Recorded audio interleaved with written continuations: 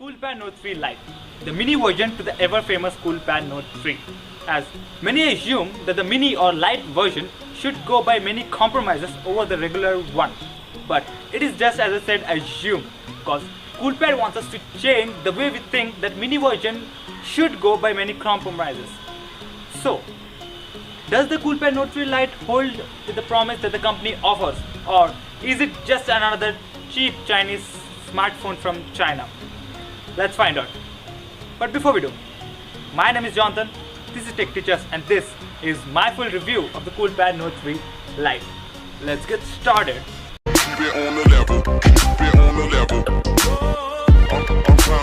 Before we get into the full review of the device, why don't we go and get through all of the specifications first.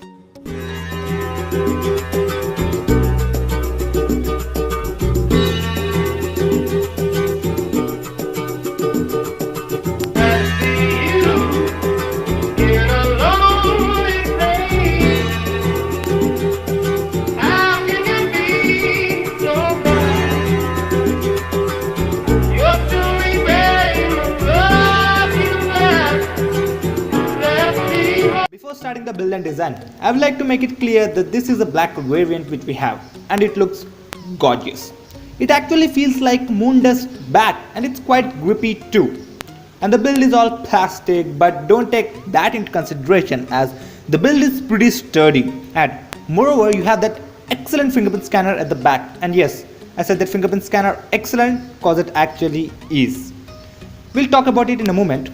Coming to the front, we have a 5-inch HD display, and on the right you have the power lock and unlock key, which is quite sturdy and you need a good click in order to activate it. And on the left you have the volume rocker. Both are quite sturdy and they do a good travel, and they don't suddenly wobble, by the way. And coming to the top of the device, there is only 3.5mm headphone jack, and on the bottom we have a micro USB port which does support OTG and primary microphone. And finally, at the back you have the 13 megapixel camera, single LED flash, and a secondary microphone, and that brilliant fingerprint scanner along with speaker grill and Coolpad branding. And if we remove the back panel, you'll find a 2500 mAh non-removable battery, dual SIM slots, and a separate SD card slot. So no hybrid business over there. The back panel is actually not that thin and is quite sturdy, and due to the 5-inch compact form factor, it's quite easy to reach all the buttons and is quite comfortable to hold. Now, coming on to the front of the device, you have a 5-inch HD display. On the top, some sensors, earpiece, and notification LED as well.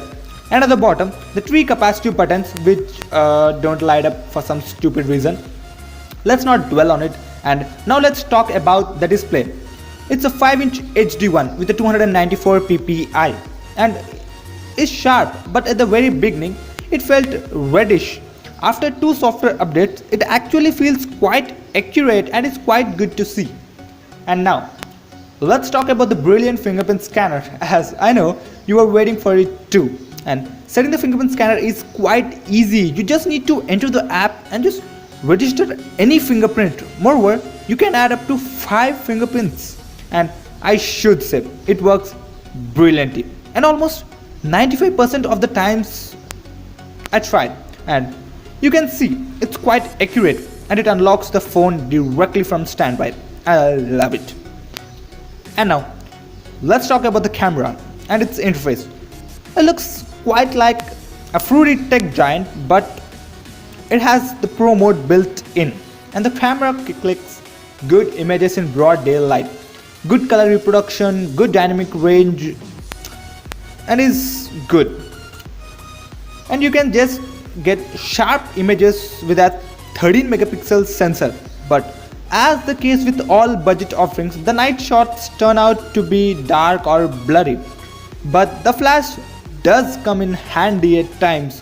And the front camera is also quite good too. You can click selfies with that fingerprint scanner and it works fine. Good addition. Now let's jump into the software. The smartphone runs on Cool UI on top of Android 5.1 Lollipop, but the marshmallow update is on the way as said by the company.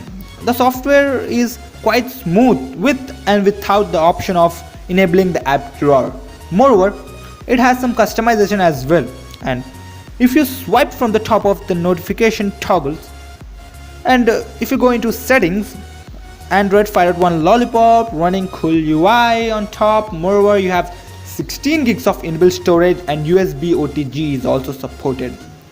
Apps are movable to the SD card, but sadly app data is not movable. And if I talk about the performance, it has a MediaTek MT6735P quad-core SoC running at a clock speed of 1.3 GHz quad-core.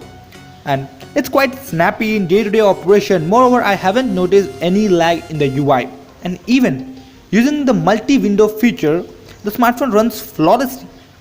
And the memory management is quite good too. Obviously, it should be with that 3 gigs of RAM on board. And gaming was even quite good. So don't just go by specs. The device is quite snappy in gaming too.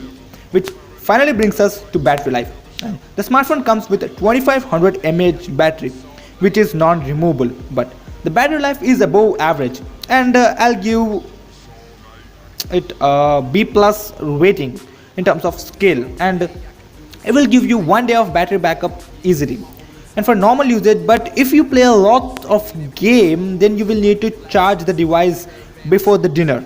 And so in conclusion, Coolpad Note 3 Lite is an excellent smartphone. It comes with 3 gigs of RAM, 16 gigs of inbuilt storage, and HD display, 13 megapixel rear, 5 megapixel front camera, and a fingerprint scanner which works flawlessly. Just to sum up, Coolpad Note 3 Lite is the only smartphone which comes with 3 gigs of RAM and a fingerprint scanner, the combo, for just the price tag of 6,999 till date, which cannot be denied. So yes, the company actually holds up against the promise by offering great smartphone at a never expecting price, and changes the way we think that mini version doesn't mean to make sacrifices, and is the ultimate best smartphone under 7K. So there you have it, Coolpad Note 3 Lite in all its glory. And that pretty much winds up the video. Hopefully enjoyed the content. If you did, then feel like the one who's holding the best budget smartphone under 7K feeling, make sure to crack that like button. And if you thought this video sucked, don't forget to give me a thumbs down and let me know in the comments down below what you didn't like, so that I can come with a good one for the next time. And if you thought this video was good and you really appreciate it, go ahead and get subscribed. Until then, this has been Janta from TechTeachers, reminding you to check out my last video about the best budget earphones ever. Until then, thanks for watching.